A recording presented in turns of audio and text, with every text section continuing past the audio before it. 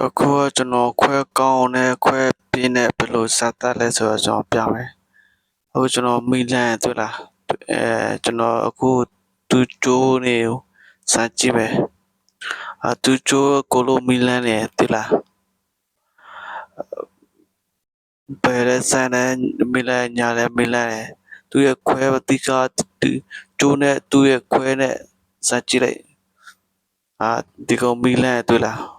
ဒီကောင်ပြက်တာတကယ်တမ်းဆိုရင်မီလန်လို့မရဘူးဒီကောခွဲ short ဖြစ်သွားပြီဒီခွဲပြတ်သွားပြီ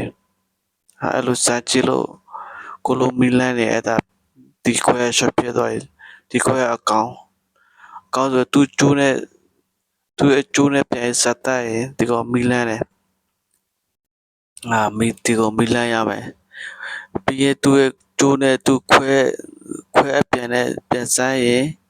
အဲ့ဒါမီမလန်ရဘူးဒီကောမီလန်ရဲ့အဲ့ဒါပြက်တာကျွန်တော်အခုစပြပါပြန်ရခဏသူ့ရဲ့ကျိုးနဲ့ဒီကုန်းနဲ့စမီလန်းရလေအခုကျော်စမီမလန်းကိုတွေ့တာဒါဆိုခွဲတော့လို့ရတဲ့ခွဲအကောင်အဲ့လိုခွဲချတွေ့လာဒီကိုတော့မီလန်းရတွေ့လားသူရဲ့ short ဖြတ်သွားပြီလို့ခေါ်တယ်ဒီကိုတော့မီမလန်းကိုဒီခွဲအကောင်သူရဲ့ခွဲပြတ်သွားရဲ့ကိုလို short ဖြတ်တယ်ဘာပဲစစမ်းမီရလန်းတယ်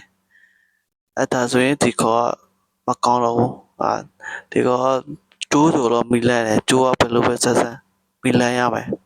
သူရဲ့ခွဲနဲ့ကျိုးနဲ့ဆိုင်ရင်အဲ့ဒါမီလန်လို့မရဘူးဒီကောတွေ့လား